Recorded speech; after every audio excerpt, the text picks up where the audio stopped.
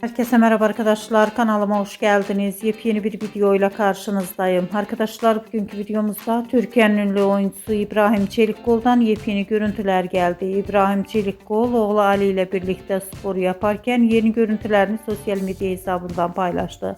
Ben de bu görüntüleri sizler için YouTube kanalımda video halinde sunuyorum. Umarım beğenirsiniz.